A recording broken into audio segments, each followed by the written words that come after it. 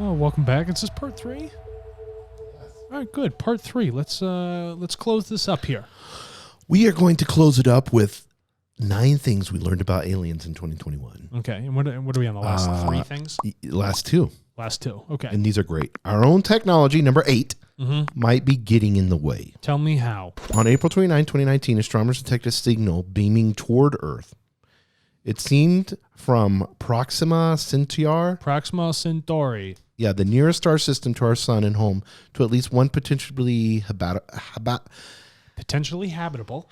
Are you okay? Yeah, I'm dyslexic. Yeah. Planet. Because the signal fell into a narrow band of radio waves that are rarely made by human aircraft or satellite, researchers interpreted it as possible sign of alien technology. Yeah, so remember I said we talked about this in a couple other episodes ago.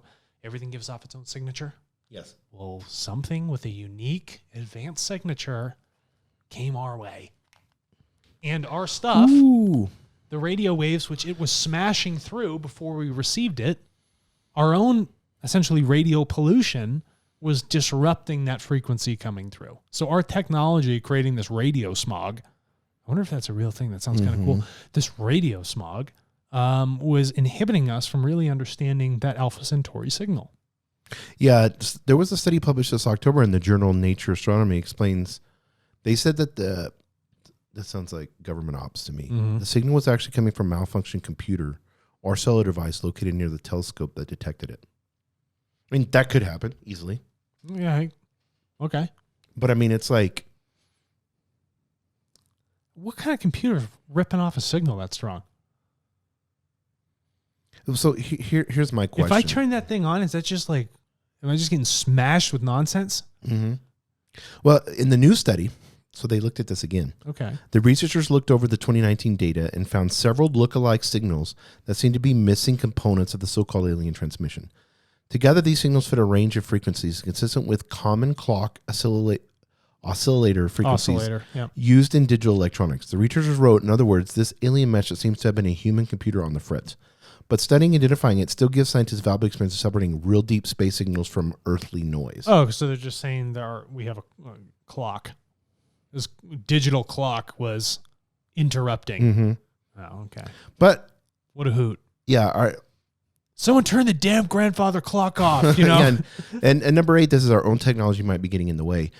I want to change this title to the technology that we don't have is getting in the way. Yeah, I like that. Because there's not, we don't have enough technology to be able to understand the full spectrum. We can't even understand that. I mean, how many frequency waves are there in light? I know, we lack the full picture. I mean, the rainbow, the spectrum, I mean, that's unlimited. You can transmute through light. It's called the stepless transitions. So that means there's essentially an infinite range between these colors themselves. We don't have all the technology sensitive enough to measure those range. Not a chance. It's not that our technology's in the way. We have bugs that can see and listen more than we can. Yeah. Their eyes are more advanced. Why don't I shove an electrode in that thing and then have it do my sensing for me? You know what I mean? Yeah, exactly. I mean, our whales that can hear frequencies. Correct. You know, all around the globe. So, I mean, our instrumentation is just not sensitive enough. No. It's not that our stuff's in the way. It lacks. Yeah, and I think whenever you look at how would an advanced, whether they're humanoid or not, it doesn't matter. I mean, you were saying Raw said that they were humanoids, but how would they communicate? Well, it's not going to be towers. No. Think about this. How would an advanced alien civilization communicate? Quantum. It's the only way. They're an instantaneous bridge of space and time to give a communication. They're not sending a long-range radio frequency. And we know it's telepathy. Oh, yeah. And telepathy's been around for how long? Yeah, and telepathy moves at the speed of 3 light seconds. Yeah. So 300,000 plus kilometers every single second. But then you also have spirit telepathy, which bridges space and time. Yes. And that only comes through as imagery. Regular telepathy, you get words and shit like that. But apart from that, like, they're not yelling through loudspeakers and, we caught that signal. You know? Yeah. Howard Stern from space. Great. You know what I mean? Yeah, there's an alien version of Howard Stern or Joe Rogan. No. That's not happening. It's not. They're not they don't have flat screen TVs and radio waves. There's no waste. It's absolute precision. Mm-hmm. Precision. Look how far we've advanced. Yeah. In the way that we can communicate. I mean, in 100 years, in 50 years, look how far our languages have developed. The way we even talk about thoughts. I mean, I can FaceTime somebody in China right now. Instantly. It's kind of cool. Yeah. So, I mean, look at and they would look at our technology and be like, oh, look at these apes. Yeah, that's so funny. They're so barbaric. Oh, Jeffrey, look at that. Now, here's a hot topic. The clothing store you shop at. I don't shop at Hot Topic. You skater. So here's a hot topic, and we're going to piss some people off, but this is great. This is what we do. We're higher density living, right? We're on that higher density. You bet we are, floating around. Yeah. Alien abductions could be lucid dreams. Makes sense. Lucid dreaming, in which people are partially aware and can control their dreams during sleep, could explain so-called alien abduction stories. I wouldn't call them so-called, because, I mean, White Sands Incident was an alien abduction story. But it wasn't even an abduction. No, he chose to go on the craft. Yeah. There's a lot of the choosing of. Yeah, choice is the biggest part of it. So fear-based, scary, big black eyes, probing me, sexually genitive. This is all. Who knows what's This is all Freudian stuff. Yeah, who knows what's going on in the narrative of those people's subconscious? Yeah. And they're having these nasty dreams, or they're actually physically abusing themselves with that mental energy that they are essentially sending out there. Mm-hmm. There's no reason why they couldn't give themselves the sensation of what was going on through that abduction to even maim themselves or do what. If people can have phantom pregnancies, Jason. Yes. Just because of the thoughts throwing off the hormones, imagine what you could do in deep sleep with the subconscious, thinking that you're being abducted. Well, Dr. Joe Dispenza talks about this. He wrote a whole book called The Placebo Effect. That's the point. And we know this. We know that we can change our mind. We know that we can change our body just by the thoughts that we have. There's a psychiatrist at Temple University in Philadelphia who studied more abduction. I want a Siberian psychologist. Okay, go ahead. He's a professor at Temple University in Philadelphia, and he's studied more abduction cases in the United States than anyone else. That's awesome. And probably a good majority. They have regularly the same themes, so I'd be interested to know if a lot of them are just subconscious cases of people that already have some sort of schizophrenia or fear imbalance or chemical imbalances in their brain ahead of time. It's probably a large majority. So here's the experience I've had, and this is interesting. It's funny how your mind processes trauma.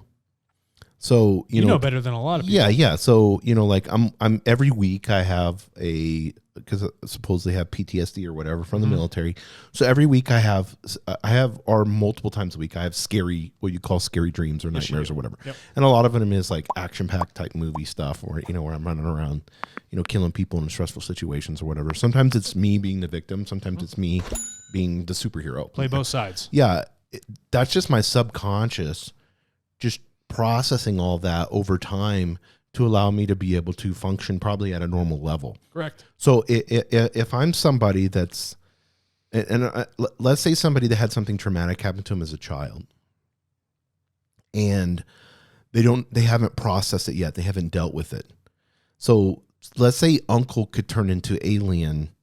Uncle did something horrific to you as a child, and then this alien is a representation of the abduction and the things that they do to you on the spacecraft. Could be a reflection of you being powerless. Yeah, in some sort of event that went Yeah, exactly. Do you see what I'm saying? It's an appropriation of the narrative to project it towards something else, so that people can work with that narrative. And I'm not saying that alien abductions are real or false or bad or good. We're just saying I'm grand agnostic majority toward it, but I'm just saying a lot of the testimonies that I've watched, and there's a ton of them on YouTube, a lot of the documentaries that I've watched, and both of you and I have watched a ton of UFO stuff. So many.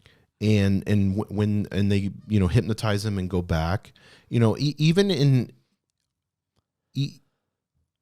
now, we could take a normal event that happened to you as a child, and I'm not saying a traumatic, I'm just talking about an event. Any event. And you'll get the facts wrong. Absolutely. Same as me. Absolutely. Our past is so fucked up. That's why you have to get multiple people in a police case as witnesses. You can't just have one. How many people saw this? Because everybody sees it differently. Mm-hmm. And so if you're trying to remember something further in the distance, details go away. You remember it differently. It's not crystal clear. Mm-mm. So I don't remember. I had a traumatic event. I had to. It wasn't that bad for me, but maybe for more people. But it's like a court case, so I don't want to talk about it too much. But it was a traumatic event, and I had a hard time trying to get back. And this was like 3 years ago, and I had a hard time trying to get details in my head because your brain kind of says your brain doesn't remember when you're in a traumatic situation. Your brain doesn't remember. It's just trying to survive. It's not really. I'm like looking for how do I survive this situation? Not like, oh, there was a purple flower hanging over there with, a yellow, and there was like lots of bees flying around it. You're not thinking about that. No, you're thinking, am I going to survive right now? Yeah. You're not worried about the way the person's face looks or any of those details, the way they smell or the environment. All you are is straight tunnel vision. Am I going to survive this moment? Yeah. So that's interesting to me how these people have so much detail in this abduction, because it's like a lot of people that have had true traumatic events, it's hard to get the detail. Right. And then you talk to them about it, especially in a past event. Like me, and I always tell people, like, I could tell you stuff that went on when I was in the military, but even now it's like, am I making this up? Is this really real? Yeah. Not that I'm making up for an ego way. No, I know. It's just like, some of the stuff was just blur. It was like all blur, just like, because you're just one day after day after day doing the same thing over and over and over again. Yeah. So these traumatic abductions seem far less probable the more detail that comes in play. Mm-hmm. Simple as that. Yeah. And he said this, claims of such abductions date to the 19th century. The circumstance of the kidnappings often sound dreamlike and trigger feelings of terror and paralysis. Certain dream states are also known to produce such feelings. So Russian researchers, here we go. Yeah. My boys, wondered whether dream experiences could provide clues about alleged extraterrestrial experiences. The scientists prompted 152 lucid dreamers to dream about encounters with aliens or UFOs. Okay. And found that a number of sleepers reported dreams that resembled actual descriptions of alleged alien abductions. Isn't that interesting? So they found people that lucid dream. Yeah. 152 of them. That's a pretty good. That's a nice number. Yeah. I think that they're probably all tapping into the same consciousness wavelength when they're sleeping and share details. It's the same event that occurs when there's a breakthrough, right? Or somebody breaks the mile record or the 100 meter. Everybody can then do it. The global consciousness and access to that, the limitation's no longer there, and then we can all hop into it. Yeah, what was the thing that they actually believed that they couldn't go any faster, that the human body would explode? There was some...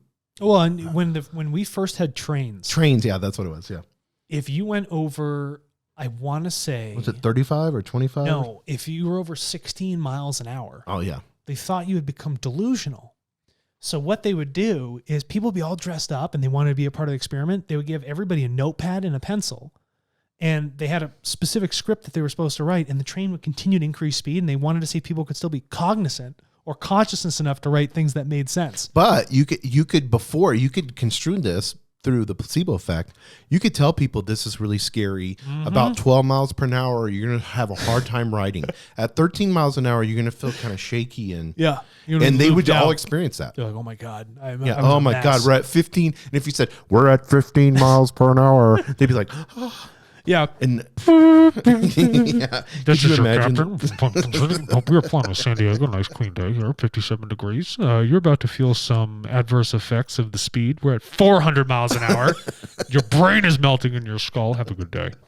Yeah, exactly. But this was interesting. 24% of these lucid dreamers described their dream encounters as realistic. They also experienced sleep paralysis and intense fear. Do you know how many times... we've all had very lucid dreams. Just because it's a dream doesn't mean what you felt wasn't real. The emotions, the hormonal charges, all that stuff, the sensations can still be just as real as the waking day life. So it's very easy for people to say, oh, I was absolutely abducted. So let me ask you this. And we've done a long time ago, we did a bunch of episodes on dreams. So you guys can just search dreams. Dream. And let me ask you this. When we look at dreaming in and of itself, and we'll close out on this, when we look at dreaming in and of itself, and we look at the real and the unreal, okay, we have to be careful that we don't say our lucid dreaming is unreal. No, it's very real. Lucid dreaming is still an experience that occurs. The experience is still real. If people feel they were abducted, it's a real experience, but it's not the fact that it actually happened in the physical. It's just that they sensed it, and sensations are real. If I think back to a traumatic event in my life or a positive one, does that charge emotions within me? Mm-hmm. Absolutely it does. So you can't say I didn't feel those things. You absolutely did, but through the power of your mind. No little gray man or praying mantis being has shown up, ripped you out of your bed because you're just so special. You're the prime target of the 9 billion people on Earth for them to come abduct and then, mess around with you in some sort of weird way, like they get off on it. They don't give a shit. Why would they? They have no interest in that. For who? If they're going to pick you up, they're going to consume you or use you for their entertainment or something else. They're not just going to be like, oh, let's grab them, probe them around, and then drop them back down. Do we think that their science is so rudimentary that they'd have to open up a human body? And then put them back on Earth? I guarantee you from their planet, they could scan a human body and know everything that they need to know. We're getting that now. They feel like in the potential future that they're going to be able to put a body in the cloud and have all of its systems working in the cloud, and then they can put drugs into it, vaccines and stuff like that, accelerate the time, and see how that drug works. On a cloud human body. Yeah, it's like a synthetic data set. So these highly advanced, millions of years ahead of us, think about this, millions of years ahead of us, their technology would be something we couldn't even comprehend. I guarantee you they could scan me right now from however long and know every part of my human body. This guy's a fucking psychopath. Yeah. They could scan, they don't need to open me up and put me on an operating table. All that's archaic. And if someone's going to abduct you, you're not coming back. Mm-mm. If they really want to pick you up and leave with you against your free will, why would they bring you back? For what point? If they wanted to instill fear in the population, show up in the craft. Well, they'll just make you disappear too. They could atomize your body. There's so many things It's just we're just trying to be realistic about it. Yeah. Some of them are real. 99% are probably made up. Thanks.